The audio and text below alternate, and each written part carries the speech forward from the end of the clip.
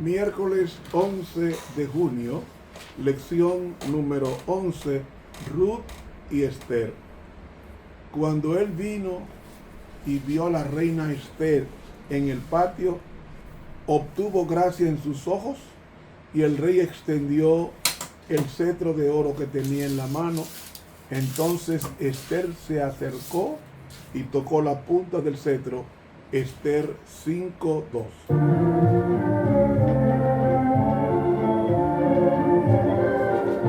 Para hoy, miércoles 11 de junio, Amán y Satán. Querido Señor, acompáñanos en este estudio para gloria de Dios, en tu nombre. Amén.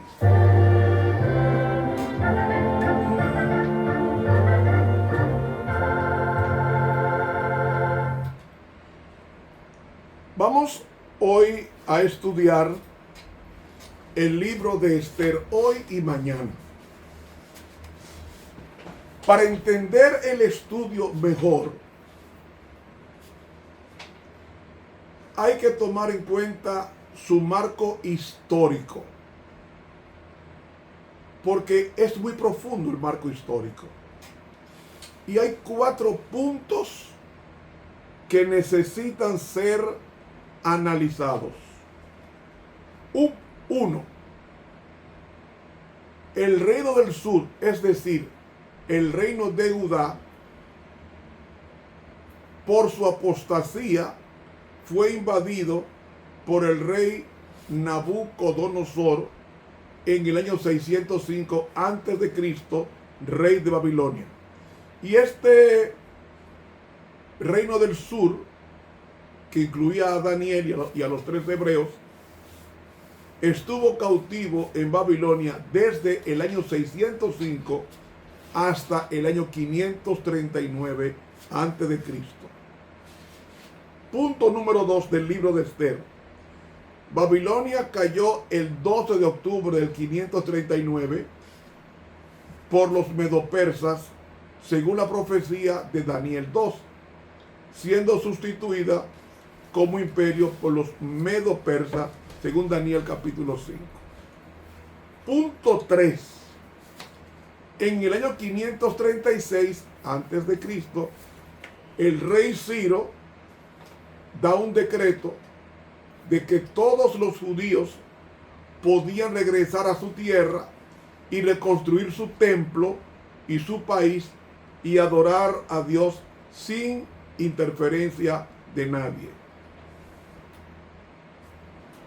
4. punto. La fecha del libro de Esther es el año 483 a.C., cuando desde la misma capital donde se dio el decreto de liberación, se da otro decreto en contra. Entre hoy y mañana vamos a estudiar que hay 4 personajes en el libro de Esther.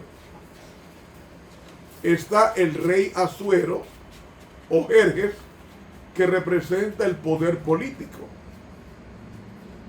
2. Está Amán, que se pronuncia Hamán en hebreo y significa magnífico. Amán era un alto oficial de la corte y era pariente de la casa real amalecita. Te busca eso en 1 Samuel capítulo 15 y el versículo 8. Amán representa el poder religioso y el rey Asuero el poder político. Hay una tercera persona que es Mardoqueo, que se pronuncia Mordejai, que es primo de Esther y oficial benjamita del palacio en Susa. Y Mardoqueo representa al remanente perseguido por la unión de Amán, poder religioso, con Asuero, poder político. Y el 4 personaje es Esther, que fue hija adoptiva de Mardoqueo, cuyo nombre significa estrella. y representa como intercesora y libertadora al Salvador del mundo, es a saber, a Cristo Jesús. Él, Mardoqueo, era primo de Esther. ¿Cuál es el conflicto del libro de Esther? En Esther capítulo 3, versículo 2 leemos: y todos los siervos del rey que estaban a la puerta del rey se arrodillaban y se inclinaban ante Amán, porque así lo había mandado el rey. Pero Mardoqueo ni se arrodillaba ni se humillaba. El rey Asuero, que es el poder político, da un decreto para que adoren a Amán, que es el poder religioso. Es decir, el conflicto es con relación a la adoración. El versículo 3 dice: y los siervos que estaban en la puerta preguntaron a Mardoqueo por qué traspasa el mandamiento del rey. Es un conflicto, vemos aquí, con la obediencia a la ley de Dios. Bueno, con obediencia a la ley que dio el rey Asuero. Fíjense, hermanos, que el poder religioso estaba dentro del palacio. Era la unión de la iglesia y el Estado, Amán y Asuero. Según la Biblia, la unión de la iglesia con el Estado, eso se llama fornicación. Fornicación espiritual. Porque su iglesia está casada con Cristo, no con ningún poder político. Pregunto, ¿cómo reacciona Amán cuando descubre que Mardoqueo ni se arrodillaba ni adoraba a él, sino solamente a Dios y a sus mandamientos? Versículo 5 dice: y Amán se llenó de ira, porque Mardoqueo ni se arrodillaba ni se humillaba delante de él.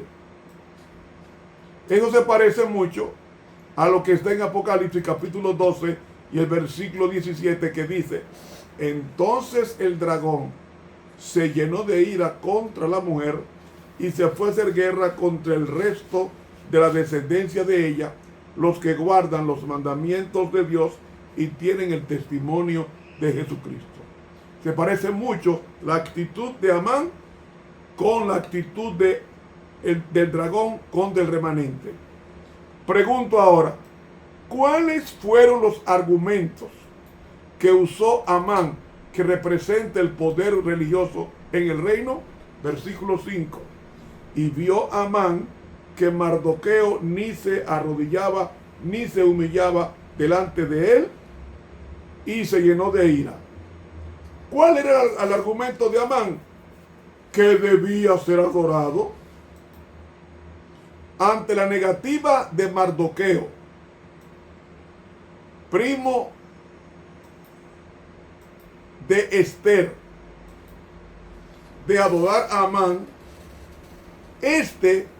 le da una recomendación al rey Asuero en el versículo 8, que dice: y dijo Amán al rey Asuero: hay un pueblo esparcido y distribuido entre los pueblos en todas las provincias de tu reino, y sus leyes son diferentes de las de todo pueblo, y no guardan las leyes del rey, y al rey nada le beneficia dejarlos vivir. Es decir, las leyes judías eran diferentes a las de todo el pueblo persa. Además, los persas guardaban el domingo, el primer día de la semana, y los judíos guardaban el sábado. Es decir, los judíos rehúsan guardar la ley del Estado, solo guardan la ley de su Dios. Versículo 9 de Esther capítulo 3 dice: si place al rey, decrete que sean destruidos, y yo pesaré 10,000 talentos de plata a los que manejan la hacienda, para que sean traídos a los tesoros del rey.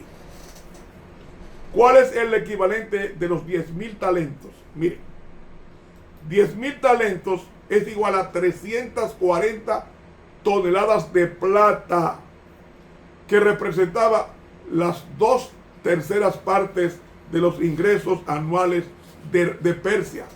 Las 2/3 partes la estaba regalando Amán, el poder religioso, a Asuero, poder político. Esta oferta, ¿qué pasaría? Aumentaría los ingresos del rey si daba el decreto de muerte contra el pueblo de Dios. No lo toleres, porque los judíos van a destruir tu reino, porque adoran un Dios diferente al tuyo, igual a un día de reposo diferente al tuyo.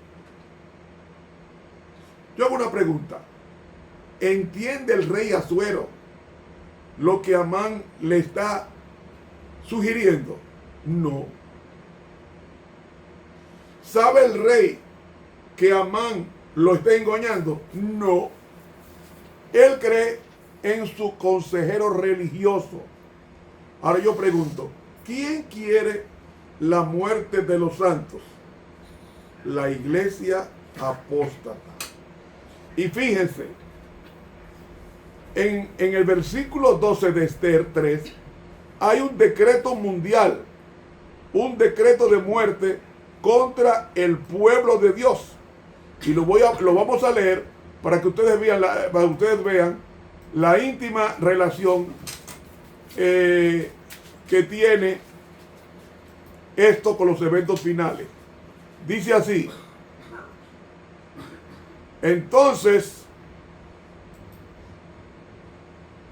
fueron llamados los escribanos del rey en el primer mes, día 13 del mismo, y fue escrito a los escribanos. ¿Qué fue escrito a los escribanos?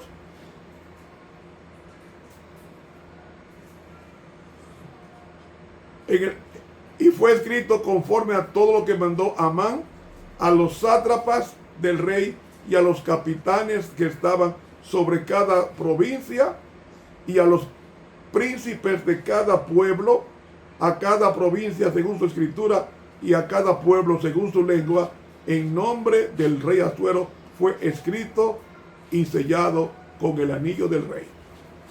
Ven, hubo un decreto mundial en la capital del reino de Persia, según Esther capítulo 3 versículo 12, un decreto de muerte. Y el conflicto de los siglos dice en la página 673 lo siguiente, citamos: finalmente se expedirá contra todos los que santifiquen el sábado un decreto que los declare merecedores de las penas más severas y autorice al pueblo para que pasado cierto tiempo los mate. Y hermanos, el decreto se da con fecha fija. La fecha fija, dice el versículo 12, es en el primer mes, en el día 13. Es decir, la fecha límite para ejecutar el decreto de muerte a los judíos es el 13 del mes 12, es decir, un plazo de 11 meses. Y para esa fecha debían estar listos para destruir al pueblo de Dios. Y el conflicto de los siglos, páginas 689, dice las siervas: por más que un decreto general haya fijado el tiempo en que los observadores de los mandamientos puedan ser muertos, sus enemigos en algunos casos se anticiparán al decreto y tratarán de quitarles la vida antes del tiempo fijado. Hermanos, eso se va a cumplir pronto. Continuamos mañana, si Dios lo permite.